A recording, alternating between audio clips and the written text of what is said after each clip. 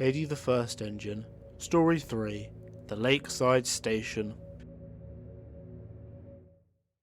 4 years had passed since Lady's arrival. She worked hard, and soon her little railway had expanded to Kelsthorpe Road and Rolf's Castle. However, Lady had taken a backseat from construction work, now putting passengers full-time. Her coaches were old, all being brought second or third hand. One even claimed to work with the Rocket, but Lady didn't mind. To her, they were the most splendid coaches in the world. 2 more engines had also been brought to Lady's railway.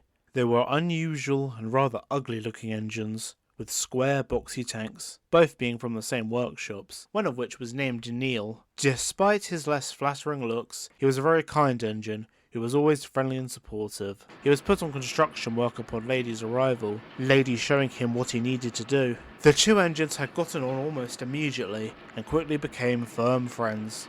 One evening Neil came to the sheds. He was very excited.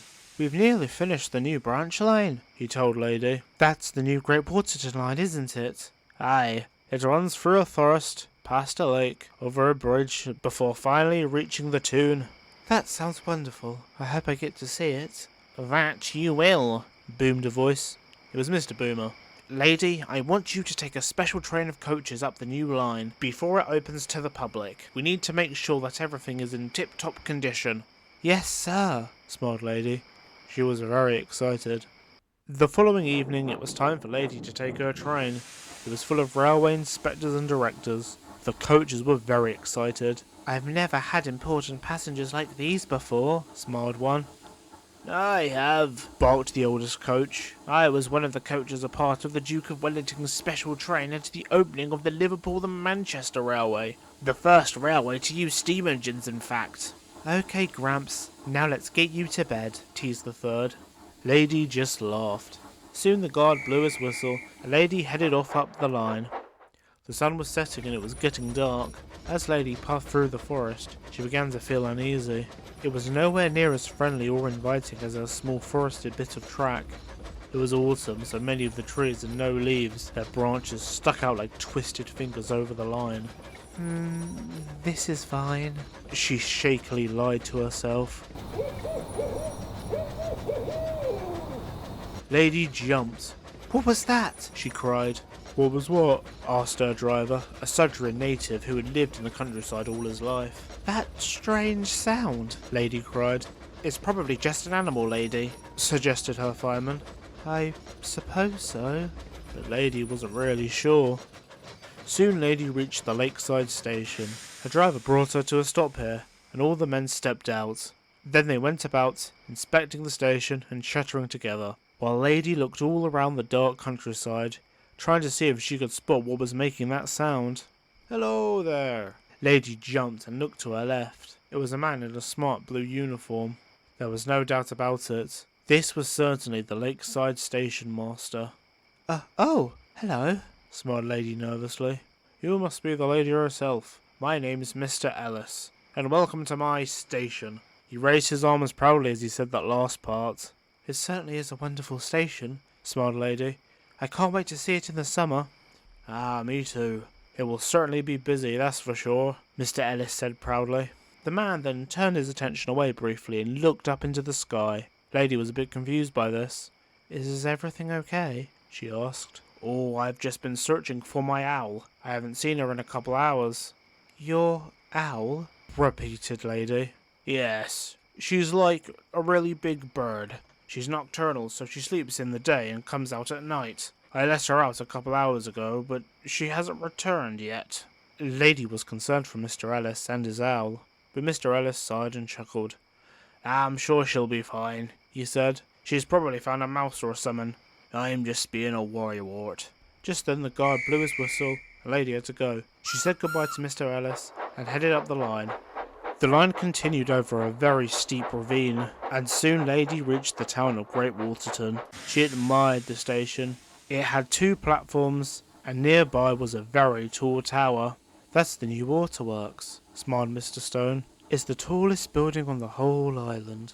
"A marvel of modern technology," nodded Mr. Boomer. Lady then noticed some tracks curving away from the station and going into the town. "What's that line there?" she asked. "Oh, the people of Great Waterton are planning on building their own line," grunted Mr. Boomer. "Don't know what's wrong with ours." "They want tram engines, Peter," chuckled Mr. Stone. "Besides, we don't have the money for any more engines at the moment." Mr. Boomer just sniffed. "Oh well, they'll probably want to merge with us once we reach the mainland." He walked back to his coach, muttering to himself, "Tram engines indeed." The journey back down the line was uneventful. As they rolled through the forest, the only sound was the rustling in the woods and bugs chirping in the bushes. Lady was beginning to wonder if she just imagined the whole thing. What was I even scared of? She thought to herself. When they got back to Crovan's Gate, it was rather late. Mr. Stone walked over to Lady, a big smile on his face. "Well done today, my lady," he said. "The directors were very impressed." "It was my pleasure, sir," Lady replied. "As a result," Mr. Boomer interrupted, "we plan to open the new line next week, and we want you to pull the first train." Oh, of course, sir." Lady smiled cheerfully. And so a week later, the Great Waterton branch line officially opens. Lady rolled into Crovan's Gate, where a big crowd of people were all gathered on the platform. Lady had never seen the station so crowded. The passengers all soon squeezed into the coaches, and Lady headed back up the line once again. She looked all around the forest. It was daytime, so she could see much clearly now. She could hear the birds and the bugs and the rustling in the trees, but there was no strange hooting sound. I guess it really was all in my head. She dropped off a few passengers at the lake, then continued to Great Waterton. Then she puffed onto a siding and had a doze before it was time to go home. As Lady backed down onto her coaches for her return trip, the sun was beginning to set. Once the guard had blown the whistle, Lady headed back to the lake station. As she was getting close, she heard the sound again. It was coming from the station. Lady began to grow frightened. Her usually warm boiler began to run cold. She wanted to stop. No, I'll find out what you really are, she thought, and she charged towards the Lakeside station, trying to seem as brave as she could. Her driver was very surprised. "Calm down, lady," he cried. "There's no rush." Soon Lady reached the Lakeside station. To her surprise, she noticed all the passengers were gathered around something. But once they saw her pull in, they quickly turned around and hopped into the coaches. As they moved out of the way, Lady could see what, or rather who, they were all gathered around. It was Mr. Ellis, and perched on his arm was a rather large-looking bird. Mr. Ellis smiled and headed over to Lady when he noticed her. "Hello, Lady. Look, I was right. My owl came back after all." "Oh, so this is your owl?" Lady asked. She then remembered the sound that she heard. "Oh, did you hear a strange noise coming from here?" "What noise?" asked Mr. Ellis, and almost on cue, his owl let out a hoot hoot. Lady gasped. "That sound!" Mr. Ellis chuckled. "Has she been making you anxious, Lady?" "Well, no, sort of. I heard that sound when I first came down here. I was worried what it could be." "Well, there's nothing to worry about here, Lady," chuckled Mr. Ellis. "Odelia is only dangerous to mice." Odelia let out a hoot as if to agree. Lady was very relieved. Lady was no longer scared when she went down the Great Waterton line, for now she knows Odelia means no harm. She actually felt rather happy now when she came down here and heard the owl's hoots. The lake just wouldn't be the same without Odelia.